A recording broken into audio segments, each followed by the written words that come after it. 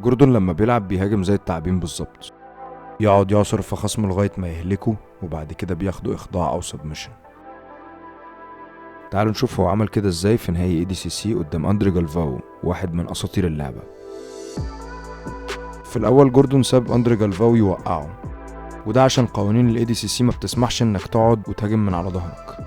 وفي لحظة جوردون هيكسر المسافة ما بينه وما بين خصمه ويبتدي هجوم على رجل خصمه ببوزيشن اسمه أشي جرامي، وهو خصمه بيهرب من هجمات الرجلين هيختل توازنه، فجوردون هيستغل الموقف وياخد ظهره، ومن هنا هيقص رجل خصمه او يعمل له تريبنج وياخده تيك داون ويجبره ان هو يبقى على الارض. دي كانت المقدمة. الشغل الحقيقي هيبتدي من هنا بقى. اول حاجة هيبتدي يعملها انه يهاجم من بوزيشن اسمه الهاف جارد، والهاف جارد هو ربط 2 بني ادمين ببعض باستخدام رجل واحدة.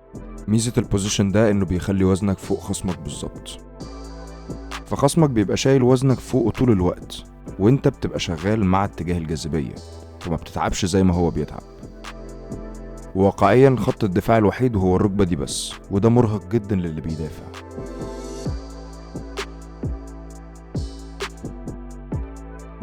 في طريقتين اساسيين جوردون بيعدي بيهم ركبة خصمه اللي بتدافع.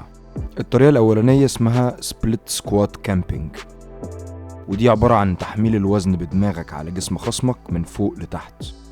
علشان يعملها جوردون بيحتاج ان هو يحمل وزنه بدماغه على كتف خصمه، يمسك بايده الركبة اللي تحت انها تتحرك، ويقف على طراطيف صوابعه ويرفع وسطه لفوق. عشان خصمه يقدر يدافع عن نفسه محتاج ان هو يفضل زائق برجله في الاتجاه ده.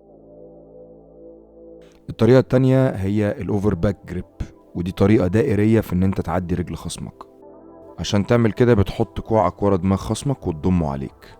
ده بيخلي جسمك ياخد زاوية حوالين الركبة اللي بتدافع مش فوقها، وده بيسمح لك انك تزق ركبة خصمك بعيد عن طريقك. الهدف في الاخر ان جوردون ما يخليش الرجل اللي في النص دي تكون ما بينهم، ويخلي صدره يبقى على صدر خصمه. لكن لازم تكون مستوعب ان جوردون مش مستعجل خالص. احنا اوريدي اتكلمنا عن رجل جالفاو اللي عمالة تشيل وزن جوردون طول الوقت، لكن دلوقتي اعتماده بقى على دراعاته، ودي مشكلة كبيرة جدا لان هي هتهلكه اسرع واسرع. تعالوا نشوف جالفاو عمل كام عدة بنش بجوردون في خلال المدة اللي هو محبوس فيها في الهاف جارد.